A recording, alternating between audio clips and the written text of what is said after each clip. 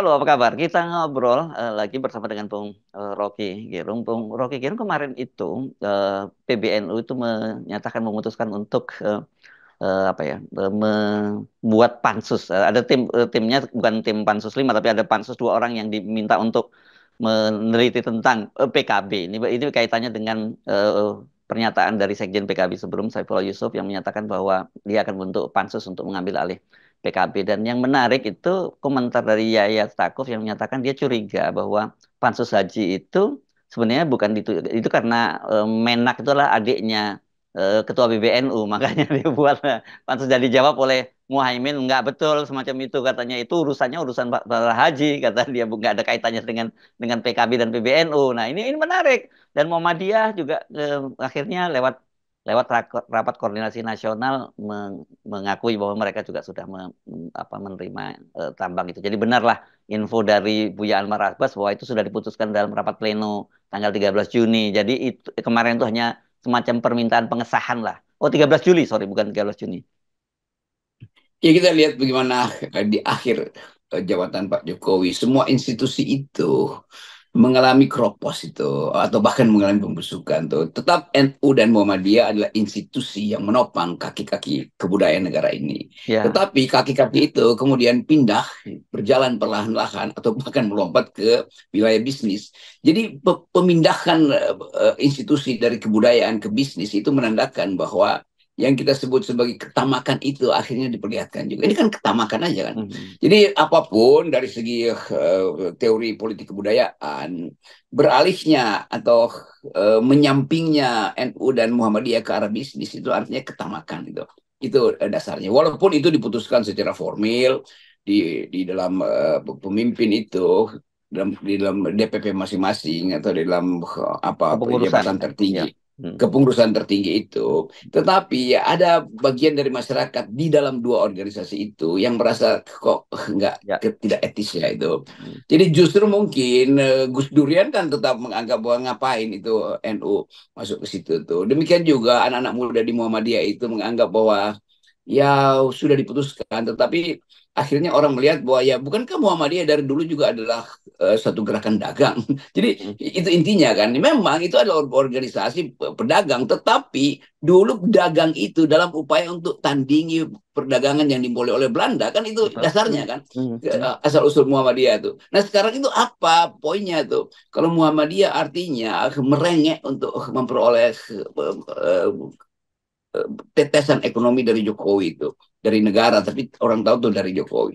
Jadi itu sebetulnya kita bikin refleksi bahwa memang ini era ketika semuanya membusuk itu, termasuk problem di dalam PKB yang didirikan untuk melahirkan suasana demokratis. Saya tahu tuh asal usul PKB itu dibuat, Gus Dur berupaya untuk menerangkan bahwa demokrasi mesti dihadiri juga oleh satu faksi yang besar yaitu NU tuh. Tetapi kemudian ada semacam kesepakatan iya, tetapi politik PKB itu politik yang sudah tumbuh di dalam era kompetisi itu. Jadi tidak boleh lagi menyatakan diri bahwa PKB itu identik dengan NU, kendati asal usulnya begitu. Demikian juga PAN tuh, yang asal usulnya adalah Muhammadiyah, tetapi kemudian meluas itu dalam upaya untuk memperlebar Ya. spektrum Ya. politik kita. Tapi Hmm. balik lagi bahwa akhirnya nada-nada yang tadinya indah itu akhirnya jadi nada sumbang hari-hari ini.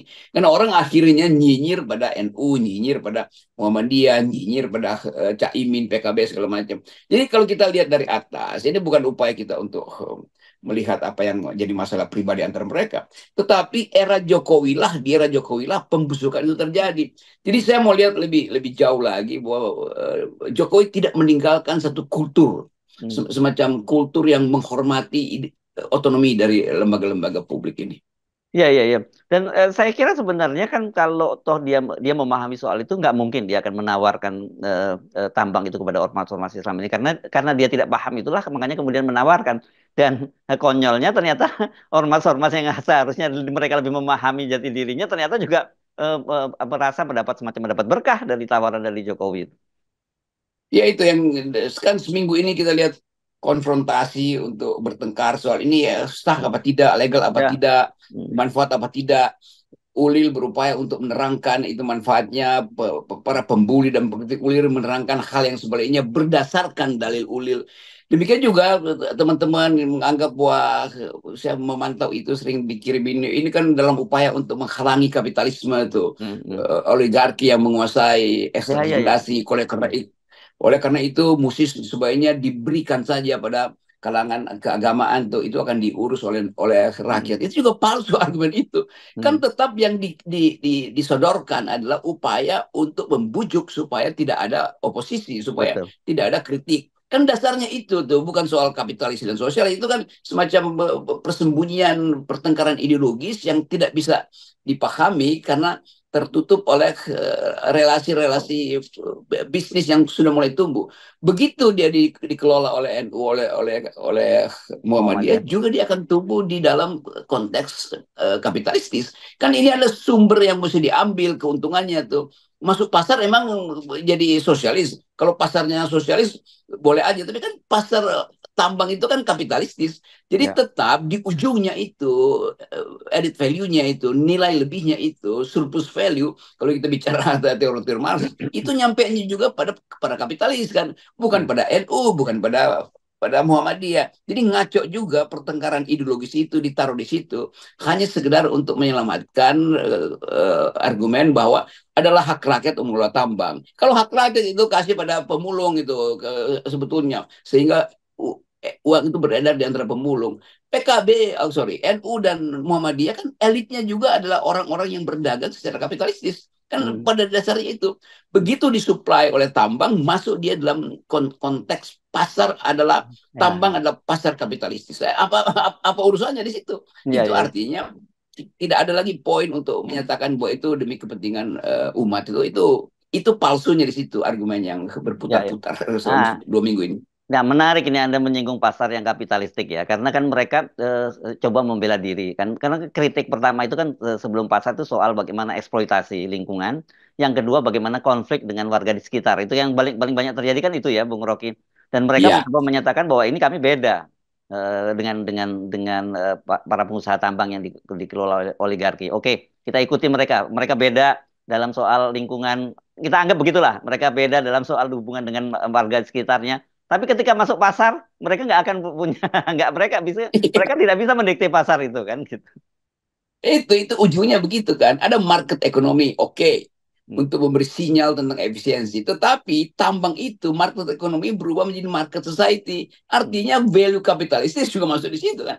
Ya. Jadi kelihatan betul para analis itu juga yang datang dari kalangan akademisi itu nggak ngerti itu konstruksi political economy atau cara memandang ekonomi politik dalam soal tambang ini. Jadi kelihatannya justru pemerintah berhasil mengacak-acak wilayah kebudayaan, wilayah intelektual, wilayah debat ideologi juga itu yang terjadi. Nah ini kemampuan sebetulnya kita untuk membackup diri dengan metodologi, dengan perspektif teoritis yang kuat untuk membaca bagaimana sogokan itu dimaksudkan untuk mendiamkan justru kritik terhadap kapitalis kan. Padahal pada ujungnya dia ditunggu juga oleh sistem kapitalis. Jadi muter di situ itu intinya. Dan sensasinya kan ini karena diberikan pada organisasi keagamaan, maka tidak akan ada nilai lebih yang dicuri di situ. Iya, ke organisasi keagamaannya. Tetapi yang mengelola itu kan adalah sistem bisnis itu. Jadi palsu banget tuh. Saya ikuti perdebatan itu dan Ya. kelihatannya dangkal juga nih teman-teman ini. Ya, ya kan, ya perdebatannya kan selalu mereka menyatakan daripada ini daripada dikelola oleh oligarki, kenapa nggak oleh ormas ormas keagamaan, dan kemudian bahkan yang lebih parah menuding bahwa kita kita yang mengkritik ormas keagamaan yang mendirikan tambang itu sebagai kaki tangan oligarki, kan gitu. Nah kan kenapa nggak Jadi kita? Ya, ya silakan. itu pentingnya bird's eye view, itu helicopter view untuk melihat timeline Hmm, dan capital line dari soal tambang ini kan. Kan ya. dia beriringan itu arah waktunya itu akan tiba di pasar. Hmm, Arah produksinya akan tiba di pasar itu. Bahkan arah eksploitasinya akan diminta bantuan pada pasar. Jadi ya. ya ada yang konyol sebetulnya tuh. Banyak kegenitan akademis juga yang seolah-olah kalau pamer istilah itu udah benar tuh. Tapi logik dari proses pemberian tambang itu yang disebut mungkin a new kind of Marxist mode of production dalam bentuk yang sangat sublim, itu Hmm. artinya pengendalian pasar bahkan terhadap ormas keagamaan. Hmm. Jadi kelihatannya begitu. Oh tuh nggak ada riba segala macam. Disitulah konyolnya tuh. Hmm. Semua hal yang masuk dalam extractive industry itu kita mesti lihat itu sebagai paket global kan itu Ya. dasarnya. Bukan oligarki yang kendalikan, itu yang dikendalikan adalah kapital dalam dalam pengertian C besar gitu. Ya, ya. Dan sebenarnya di sinilah kalau kita mau ngomong peran negara ya, Bung Rocky. Kan konstitusi menjelaskan bahwa Ya, ya, ya. sumber daya itu semua dikelola oleh negara untuk kemakmuran Nah, rakyat. Sebenarnya kan harusnya dibaliknya ke situ, bukan soal bahwa oligarki daripada oligarki lebih baik ormas kan gitu.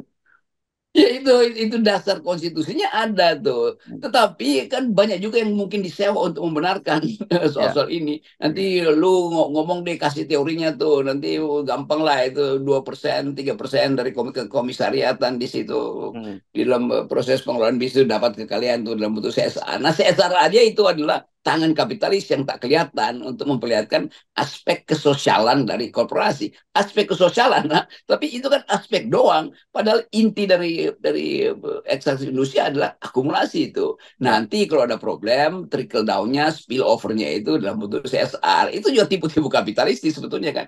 Hmm. Tapi udahlah, kita lihat bahwa inilah era ketika seluruh kapasitas berpikir itu justru didangkalkan. Era siapa? Ya, era Jokowi. Apalagi emang era siapa emang? Ya, ya, ya, ya, ya, ya. Nanti jangan protes lagi ya. Kok baliknya Jokowi lagi? Oke, baik. Jadi Ya, silakan. ya, jadi kesempatan kita juga di era akhir Pak Jokowi mengevaluasi kapasitas Yes. berpikir bahkan dari mereka yang tadinya kritis pada Jokowi. Akhirnya Ya, tumpul juga itu karena ya. soal kapasitas berpikir aja tuh. Yes. Baik, terima kasih, Bung Rocky. Jadi dipisahkan oleh Yes. Kunut, disatukan di tambang Jokowi, gitu ya. Ya itu satir paling paling top lah. Ya, Oke. oke. Okay. Terima kasih.